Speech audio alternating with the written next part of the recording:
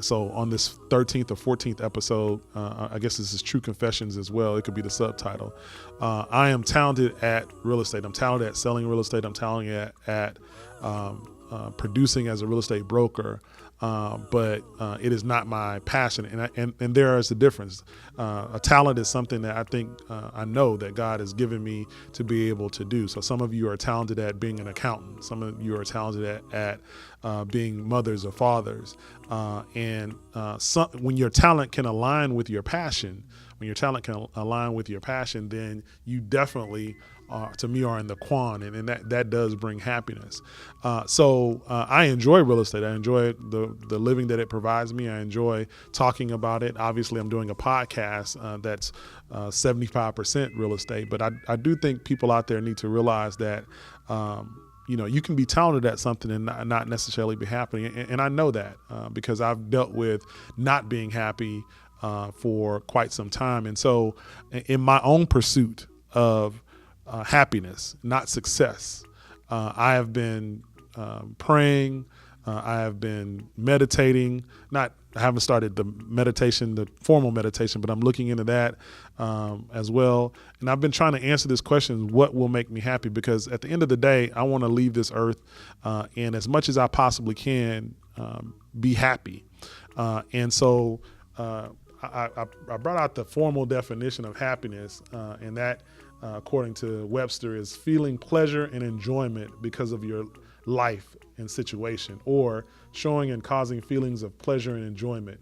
And then finally, pleased or glad about a particular situation. But the first one, feeling pleasure and enjoyment because of your life and situation. Now, some of you out there said, bruh, this all touchy-feely stuff. I'm not really, no one's going to be happy their entire life. In other words, there are going to be moments when they're sad because someone has passed away or something didn't happen. And so I want to acknowledge that I am not saying that you should be happy all the time. That actually is humanly impossible.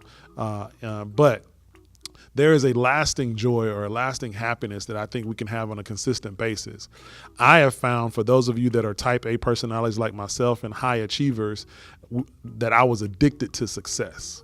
In fact, a friend of mine that I'll eventually have on this podcast, Taff Mohair, we've come up with a term called success ADD, success attention deficit disorder, meaning that once we achieve something, that momentary joy of achieving it, of being successful at it, then we're on to the next thing. We don't even wallow in what we've achieved. And after a while, you're looking for the next high. All right. If you want to make it in an addiction term, someone that's addicted, they become addicted to whatever, a drug or alcohol, and they always are chasing that first high. And that's what success will do to you as well. So am I saying don't pursue success? No, I am not saying that. But I do think, and statistics have shown, and I'll share some here with you momentarily, that if you can merge the two, then when you do get success, and if you're happy, it is even a better success, or you feel a whole lot better. Why am I talking about this? Recently, I read an article and some statistics on the happiness index of America. All right, the happiness index. There's actually a poll that is done every year on the happiness index. In other words, how happy are people? And in that poll, it was shown that our happiness for 2016, they haven't done 2017 yet, our happiness index is down to 32. What does that mean? So the happiness index is on a scale from 1 to 100. Our happiness index over the last couple of years has been 36, which in the grand scheme of things, 30 out of 100 is still pretty not happy, but it's down to 32. And I started thinking about my own struggles with trying to define what happiness is for me. I used to define it in the terms of success, as I mentioned. And so really wanted to kind of start studying methods and how to make myself happy. Because at this point in my life, I am not trying to pursue success. I'm trying to pursue purpose.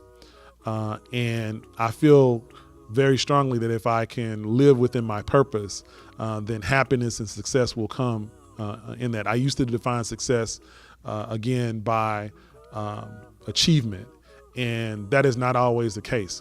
Have you ever met someone that's doing what you would consider a nominal job, and they're the happiest person that you meet that day? In other words, have you ever met someone that is sweeping the floors, or if you ever met someone that's doing a manual labor job, or met someone at a fast food restaurant, and they take your order and they're just a beam of sunshine to the point you're wondering, like, what did you take this morning? And so that is a subjective measure that your income, your job does not bring happiness. I know someone out there is thinking, yeah, you know what? I've talked to someone this morning when I got my coffee at Starbucks, or the person I passed by on the way into my office building. They just always have a smile and always are in a good mood, seemingly. And so, that is a mind frame. And what statistics show is that we can slowly but surely start to change our mind frame to attract happiness, right? To attract happiness. And so what I wanted to talk about today are how you can get happy, right? How can, and for the folks that are familiar with the African American tradition of the church, I'm not talking about happy like that, although that's a great happy. And if you've been in the black church, you understand what I mean. For my non-African American listeners, just Google it. But I'm talking about a lasting and enduring happiness. And so one of the things that Sean Ancord talks about in the Happiness Advantage, and if you study positive psychology, is that our happiness is measured almost directly by how social we are. In fact, I'm reading off of a website called happify.com. I'm trying to give parenthetical reference to everything, so if you want to look at some of these sources. And the hours per day of socializing that leads to the highest level of happiness is 67 hours a day. So some people are like, I don't even want to see people 6 to 7 minutes a day, let alone 6 to 7 hours a day. But basically, that if you're out there and you're down, depressed, or you're having professional success and personal failure, basically all statistics show, and by the way, this is across culture, right? This is not just an American thing. The World Happiness Index measures these things as well. And being social, having people to talk to, having friends, is one major indicator of being happy, right? So don't worry, go get friends. Don't worry, go out.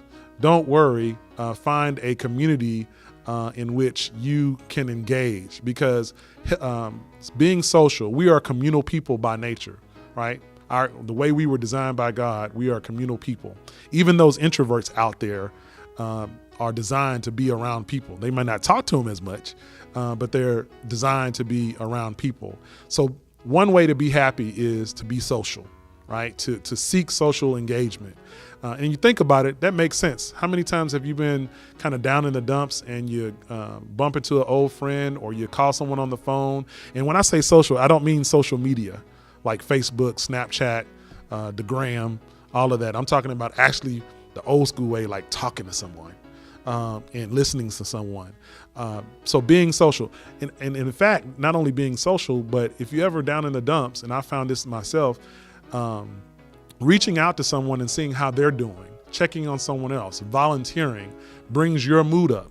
Yeah, you might be doing it for selfish reasons. I'm feeling bad, so I need to go help somebody so I can feel better. But that's okay, because they get benefit out of it as well, right? So being social is one way to be happy, right? Another survey found that 10 is the number of friends that it takes to give your well-being a big boost. 10 friends. Again, I know people out there, 10. I'm barely okay with my best friend or my wife or my spouse. I feel you, dog. I feel you. But 10, it doesn't have to be 10 best friends, is a good measure. Mr. Producer is finding this hilariously funny in the background, but it's true.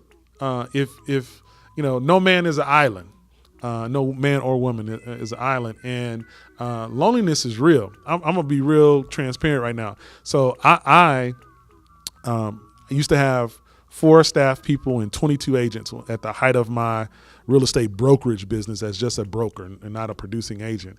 And I thought that was what I wanted, and realized very soon that that's not the type of business I wanted to build. So I got rid of it. I got rid of my office building. I got rid of my Remax franchise. And basically I got rid of all those people. And so now I operate as a very small team, which is me, myself, and I, which is the same person, by the way. I have a virtual assistant, and my wife, Cher, helps me when I need help. But essentially, I work by myself, and I have found that is good for me. But I'll tell you, I have an office over in the Sugar Land area here in Houston by myself. I get lonely sometimes. Just straight up, I'm just gonna be honest with you. I get lonely sometimes, and I'm in an executive suite type of situation where I have an office, and sometimes I have to just kind of get up and go walk around. And even though there are other businesses around me, just smiling at somebody, seeing some other folks, I find myself looking forward to when I go to Prairie View A&M University, where I teach on Wednesdays, because I have an office there as well, and there are other people in the office. And not that I'm having long conversations with them, but just something about being around people. How's your day? Things of that nature. So, being social, having friends, having associates is important. I know I was talking to a potential client today and talking about a particular neighborhood and a potential commercial client, but we were talking about his neighborhood, and he was saying he doesn't know. He's lived in his house for 17 years and he doesn't know his neighbors at all. Like, they just toot toot. And when I say toot toot, he does the horn and says hello. And that's fine. He's a very social guy, has other friends, but I say that to say that we are not as a culture now as social as we used to be, and I think that has something to do with that happiness index. All right, so having friends. Next, the number of positive interactions happy couples have for every negative one. So for those of you out there that are married.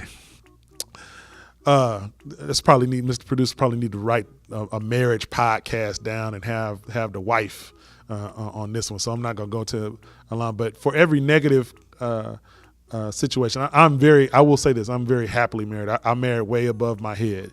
My wife is awesome. And I'm not just saying that because this is recorded, because she doesn't listen to my podcast, which I'm glad you do, but she doesn't, because she's just not a podcast person. But with that being said, for those of you that know my wife, you know she's literally an angel on earth and always has been.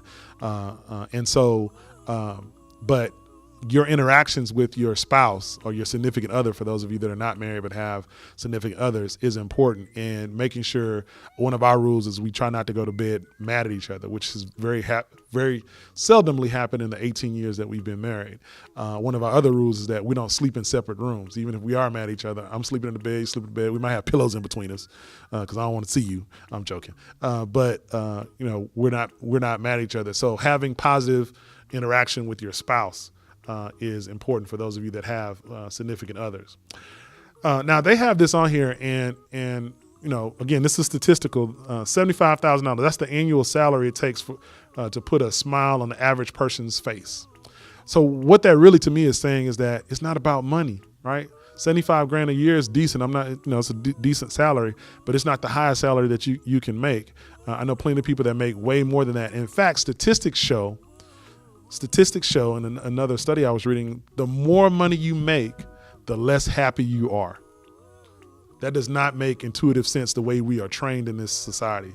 The more money you make, the less on average you are happy. So I always ask students when I teach at PV, does money make you happy? And the resounding sound that I get is yes, absolutely. And I tell them, I don't think so. I don't think that's the case. And we argue about why the case. So this is my opinion. Money gives you choices, right? It gives you space to discover what makes you happy. So I will acknowledge that money gives you choice and space. The more money you make, the more choices you have, and those the ability to be able to make those choices may be able to get you to happiness quicker because you have some space. If you don't make that much money, you don't have as much time or space, economic space, to be able to delve into this stuff. Right. So I do agree with that. So $75,000 according to these studies, and I've looked at multiple, and they all come around on 75,000, seems to be that salary, right? Now, I know I have a diverse audience. I'm sure I have people that don't make that much. I'm sure I have quite a few people, especially if you're interested in real estate, that make way more than that, right? More money, more problems. More money, more problems. More money, more stress, right? You have more to think about, right? That does not preclude you from being happy, though. That does not preclude you from being happy. The next one, the distance you keep in close friends. In other words, they're saying that the distance in miles to keep close friends should be short. So for those of you that are listening to this and you live in Houston, but your family's in New York, that can be difficult, especially around the holidays, right? So that makes intuitive sense. And so as you getting your new friend network, think about, trying to find a community that you could engage in that is close in distance.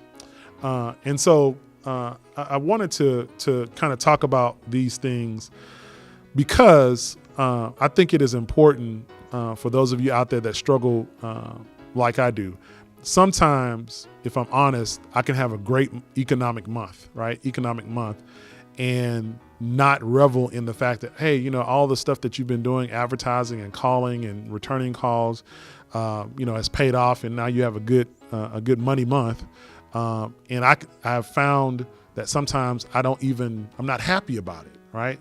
I'm obviously pleased that I can pay my bills. I'm pleased that I can support my family, right?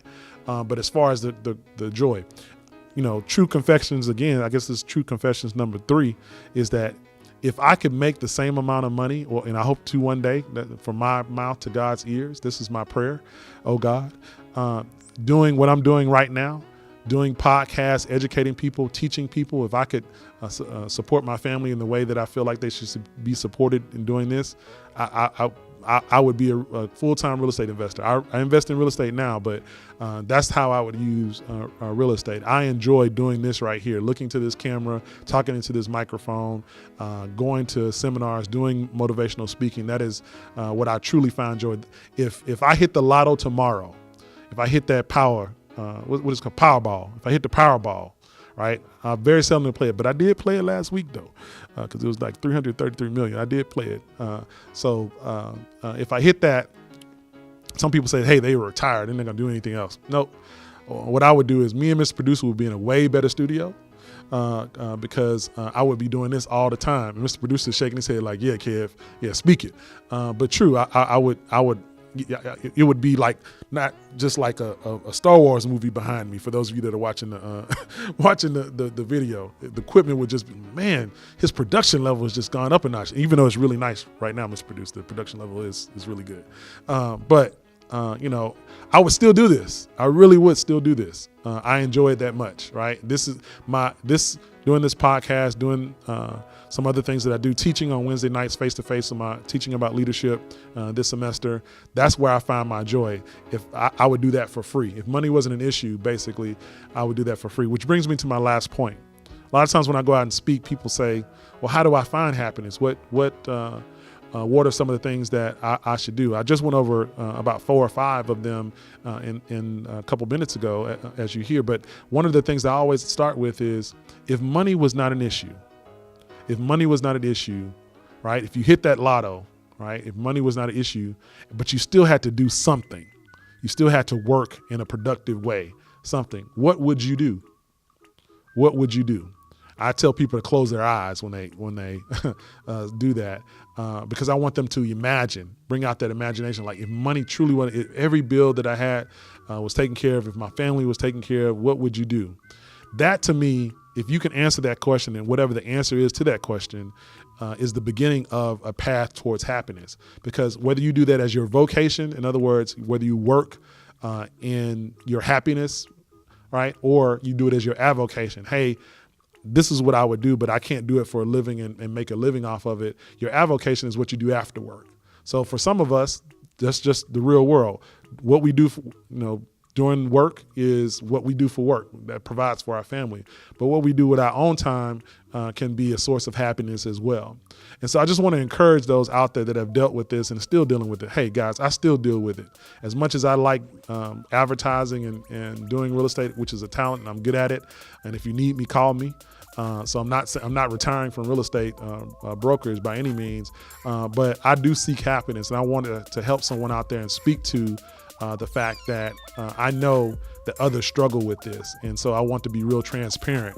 So with that, don't worry, be happy. This is the Real Estate of Life with Kevin Riles. I'll see you next week. If you have a question about anything that we've talked about on the Real Estate of Life with Kevin Riles, a real estate question or a life question, no matter what, email me at kevin@kevinriles.com. Again, that's kevin@kevinriles.com. I'll get it. I'll make sure that I respond to you via email, but also I want to kind of collect these answers so that I could help everyone else. So again, kevin@kevinriles.com.